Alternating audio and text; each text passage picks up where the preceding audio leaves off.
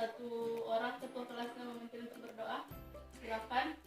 Selamat pelajaran, mari kita berdoa.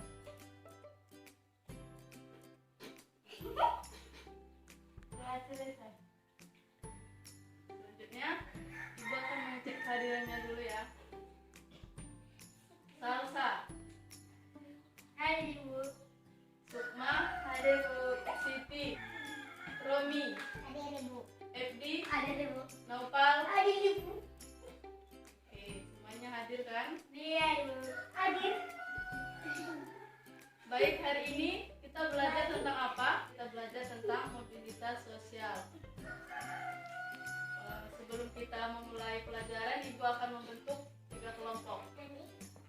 Jadi, kita akan membuat 3 grup ya.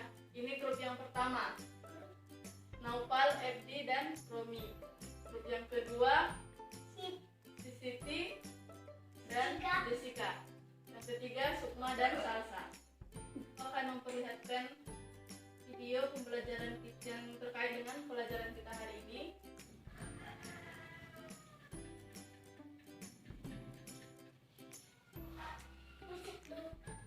Di sini mengapa terjadi mobilitas sosial?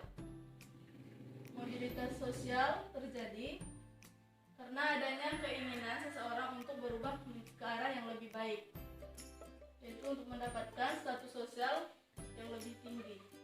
Baik, Ibu akan menjelaskan mengenai mobilitas sosial.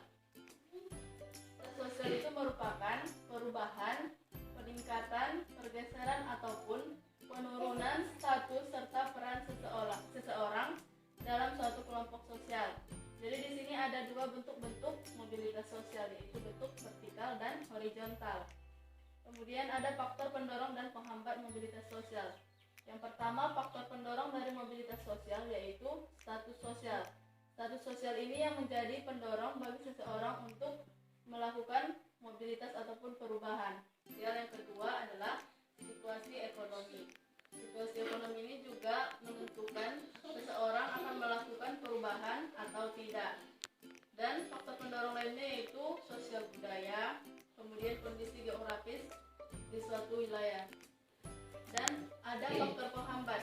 Di sini faktor penghambatnya yaitu perbedaan kepentingan, kemudian diskriminasi suku dan kemiskinan. Kemiskinan di sini merupakan keterbatasan ekonomi seseorang untuk melakukan perubahan ke arah yang lebih baik. Mengerti?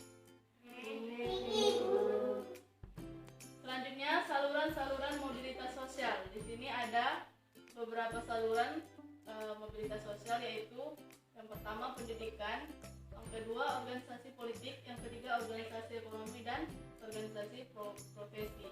Kesimpulannya adalah seseorang melakukan perubahan ataupun mobilitas sosial itu bisa ke arah yang lebih baik ataupun untuk mencapai sesuatu yang lebih tinggi, bisa juga mengalami penurunan ke arah yang lebih rendah. Ada yang ingin bertanya?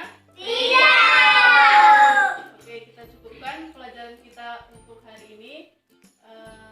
Sebelum kita menutupnya, kita ucapkan dengan hamdalah. Alhamdulillah.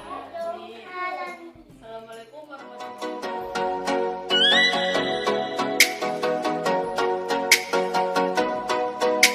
Assalamualaikum warahmatullahi wabarakatuh. Waalaikumsalam warahmatullahi wabarakatuh.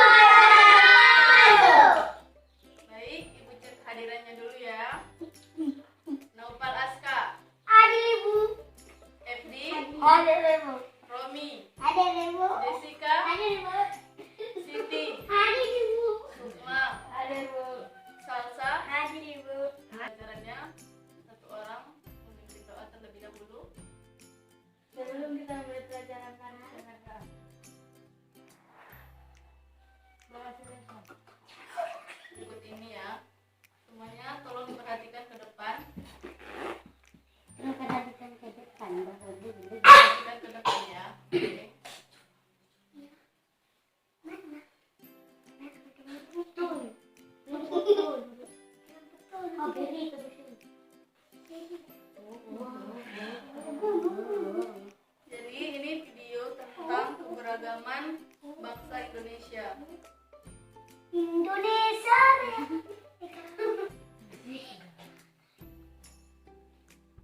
Silakan diperhatikan ya videonya.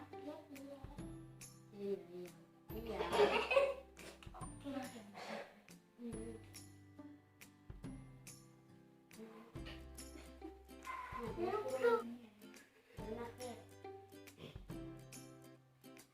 Oke, di sini akan membahas tentang keberagaman ataupun pluralitas masyarakat Indonesia, yaitu ada perbedaan di agama, perbedaan budaya, suku bangsa, pekerjaan, dan fungsi keberagaman budaya.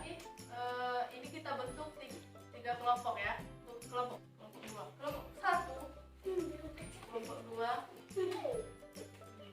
kelompok tiga. Ya, kelompok tiga. Ini ada tiga kelompok. Jadi ibu akan memberikan di sini kertas jawaban. Kalian harus mengisi tentang pluralitas masyarakat Indonesia. Ini untuk kelompok dua dan ini untuk kelompok tiga.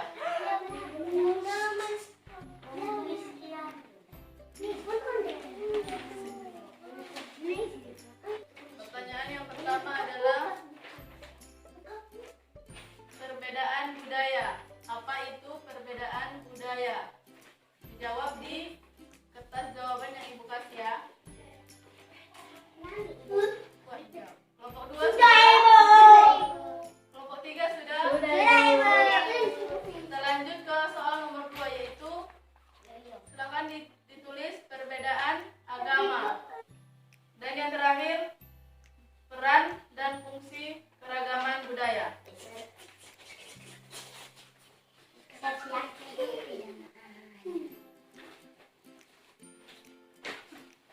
Sudah semua? Baik, selanjutnya ibu akan bacakan jawabannya. Yaitu di sini yang pertama adalah perbedaan agama. Perbedaan agama di sini adalah perbedaan yang terjadi karena bangsa Indonesia dikenal sebagai bangsa yang menerima pengaruh baru. Siapa yang memiliki jawaban yang sama? Angkat tangan. Kelompok 1 mendapatkan nilai 5 poin. Tepuk tangan untuk kelompok 1, kelompok 3. Kemudian soal yang kedua